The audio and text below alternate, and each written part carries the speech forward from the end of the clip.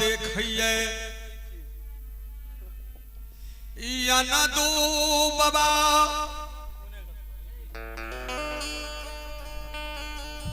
घोर के देखे छे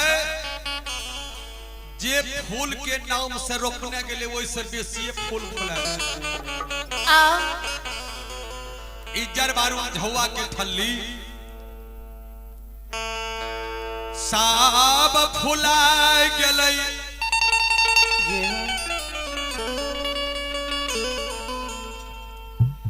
बाबा अंदू देख के मन में भेले ई दैव के कृपा छै हे मालिक गोसाई बाबा के कृपा छियै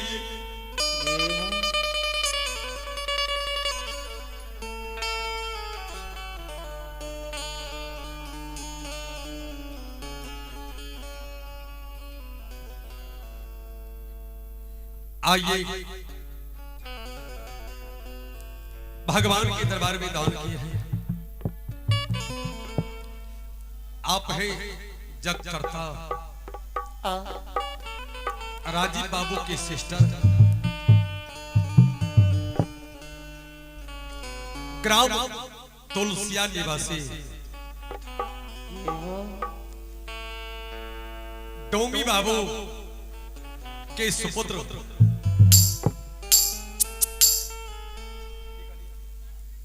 आशीष कुमार जी और सुपुत्री है छोटी कुमारी। मालिक के खाता में श्रद्धा के साथ खुशी के साथ 101 रुपया दान किया।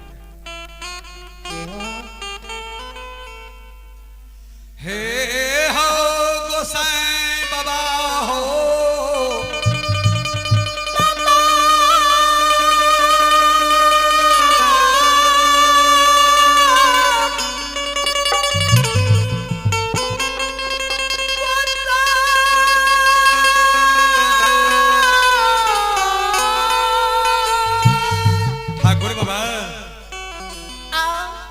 दोनों भाई बहन के दुख नहीं दी हो सभा के खुशहाल करने रखब हो न अहना अहाँ के दरबार में दान प्रदान करते हैं। अब यो भजन के माध्यम से आशीर्वाद देवे दानी ये तोड़ दुआ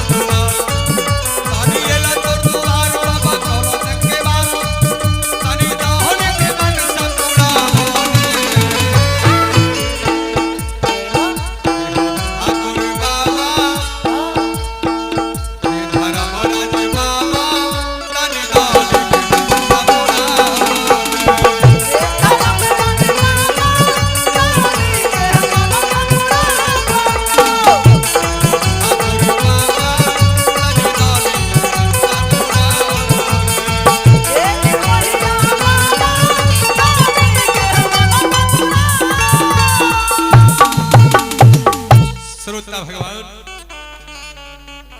हे निर्मोहिया बाबा दानी के मनसा पूरा होने आहा सब सुन रहल छे बेनी बाबा के प्रसंग बेनी के कारण धर्मराज बाबा बेतिया गंगा घाट पर तंबूक तलान लगा दे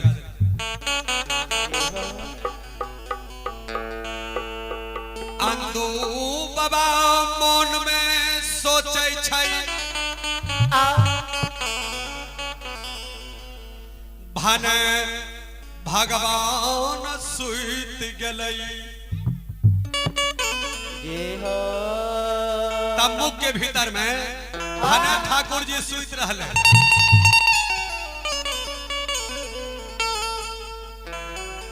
अंदू बाबा के मन में छे ठाकुर बाबा भने सुत रहले आब सांझ पड़ जेते बेनी भने गायला के नहीं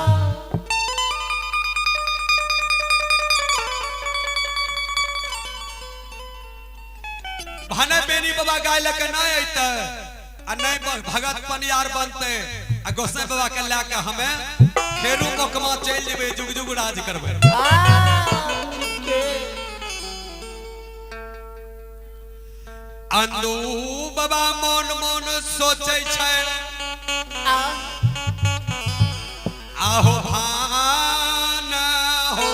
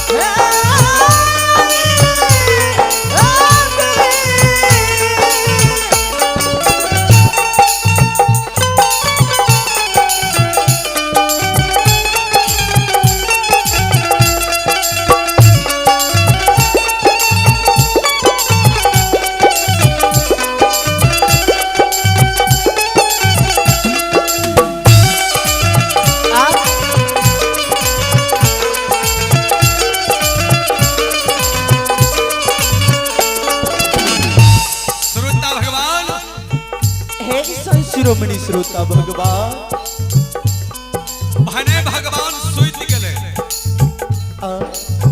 साँझ पैर जैतै ठाकुर बाबा के लाके मकमा चल जइबै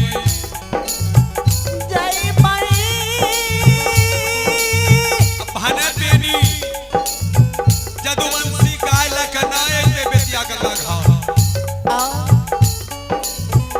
नहीं भगत परिवार बनते हगा तो बनले छी गोसाई बाबा के लाके चल जेबे मकमा आ जोग जोग राज करबई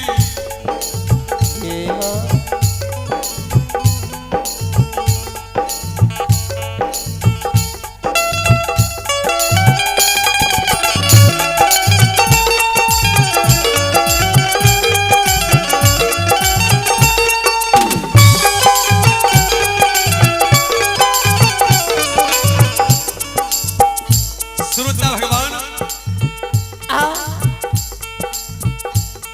अंदू बाबा जे मन में सोचलक कि गोसाई बाबा सुइत गेले भगवान तंबू के भीतर में ये हो धर्मराज बाबा उठ के पलंग पर बैठ गए।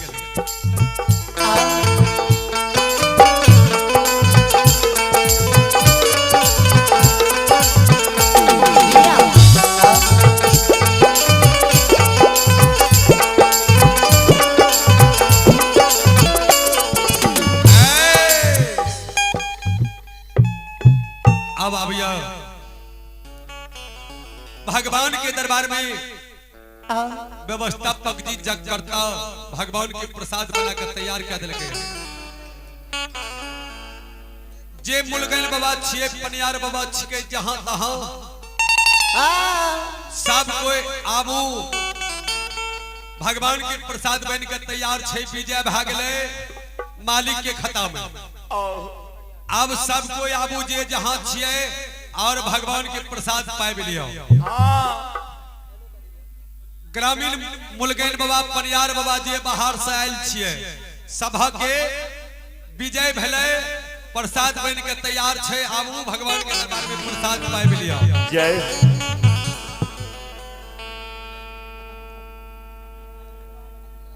आहा हा हा धर्मराज बाबा तंबू के भीतर में पलंग पर बैठ गए। अब पलंग पर से उतर के अंदू बाबा के लग में चले। कल के हे हो अंदू अखन तक बेनी जदुवंशी गायलक नहीं लो यार। अंदू बाबा कहल के बाबा कहाँ अले यार। अब मन में छे कोई सब पहने कहरे भाने नहीं थे। कल के बाबा कहाँ आबै छे दौना बाग तो हम लगाए दिलिए। कल के तो बड़ सुंदर कर लो। एक काम करा नंदू हमें हैरान भेल छी। जा आगू बढ़ के देखियो बेनी 64 मन बथान से गाय लके आबै छ के नहीं बेलिया गंगा घाट।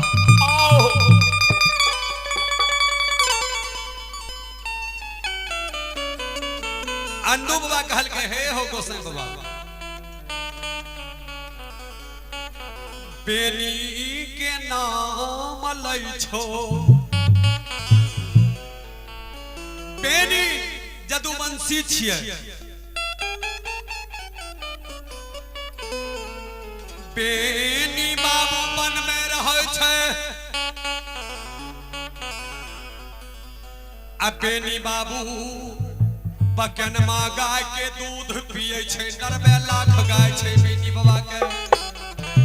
जय हो घर के नाश्ता के लिए इंतजार नहीं करे छे बेनी। बनगौठा जोड़ दे छे ओई में दा दे छे आटा सान के बाबू लिट्टी बना के झरकल लिट्टी खाए छे। जय हो बन में बेनी रहे छे बन के बलिदान छे। जय हो हमें जेबन बाबा ओकरा देखे ले हमें तो मलहोरी छी।